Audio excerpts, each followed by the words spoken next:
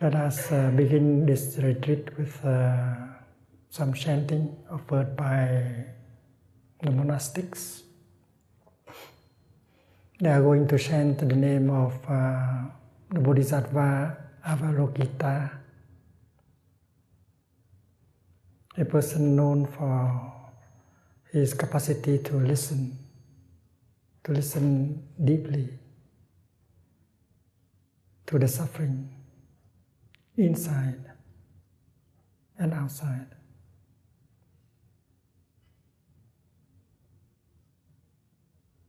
Thanks to that practice of going back to himself and listen deeply to his own suffering, to get in touch with his own suffering, understanding and compassion arise and brought transformation and healing. That is why Avalokita was able to look at other people around him and understand their suffering and help them to transform. So the monastics are going to chant the name of Avalokiteshvara, the Bodhisattva of deep listening. And the way they chant is each time 3 times. The first time when they chant Namo Avalokiteshvaraya, they try to touch the suffering within themselves. Because the monastics, they do have the suffering inside. And they know that the suffering also reflects the suffering of the world. And understanding our own suffering make it possible and easier for us to understand the suffering of the other person, of the world. So it's very important that we go back to ourselves and get in touch with the suffering inside and listen to it. And the practice always brings effect, has an effect. It brings compassion. When you get in touch with the suffering, when you understand suffering, compassion naturally arises. And the energy of compassion is a kind of energy that has the power of healing. And you heal yourself. You feel lighter. You feel healed. And now you can get in touch with the suffering of another person. Usually people do not like to go home to themselves and get in touch with the suffering inside.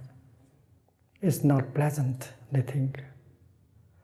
So the usual way is to try to run away from the suffering inside by the way of consumption. We listen to the music, we watch television, we talk over the telephone, we try to eat something, and that is only to cover up the suffering inside, to run away from it. And that does not help. But the practice is to go home and to get in touch with the suffering inside and listen deeply to it in order to understand. And surely understanding, compassion will be born from that kind of practice. So when the monastics chant the name Avalokita for the second time, they try to recognize and touch the suffering of the people in front of them, around them, behind them. And there is a kind of communion established. And then when they chant the name for the 3rd time, they get in touch with the suffering in the world. There's a lot of suffering in the world. The planet Earth suffers. Many species on it suffer. And when we are in touch, compassion arises also. So our practice is that while we listen, we allow the collective energy of the Sangha to penetrate into our body.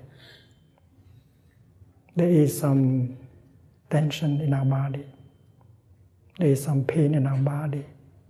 And if we allow ourselves to be relaxed and to be in the here and the now, stop the thinking. And then the collective energy of mindfulness and peace will penetrate through our body. And that helps release the tension and reduce the pain in our body. And we feel better after a few minutes of listening. And we can do like the monastics when they chant the first time the name Avalokita. We can go home and touch the suffering inside. We recognize the existence of the suffering inside. We are not trying to run away. We just try to hold it dearly like this. And we allow the Sangha, the collective energy of Sangha, to hold our suffering. This is a very important practice. We sit there. We allowed the collective energy of the Sangha to embrace us, to hold our suffering. We do not stay as a drop of water. We become the river. And we allow ourselves to be transported by the whole river.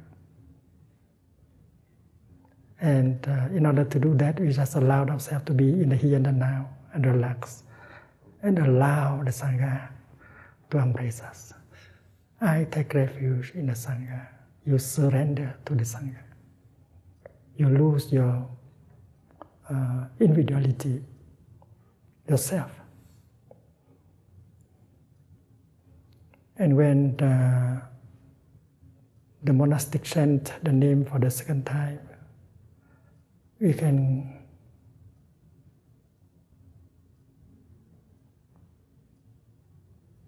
pay attention to the suffering of the person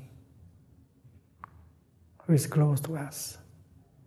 He or she may be here in a retreat or at home. We allow ourselves to touch, to be aware of the suffering inside of him or her. And when the monastic chant the name for the third time, we allow ourselves to be aware of the suffering that is going on in the world. A little bit everywhere. Violence, discrimination, killing, hate, despair. And the whole time of chanting and listening is to allow the energy of compassion to arise from our heart. It will be very healing. Especially when we allow the collective energy of the Sangha to support us in the practice. If we have some pain and sorrow and despair in our heart, we may like to open our heart so that the collective energy of mindfulness and peace of the Sangha could penetrate and help embrace that pain, that sorrow, that fear, that despair in our heart. And after a few minutes, we'll feel better. Healing is possible right now and right here with the practice of listening.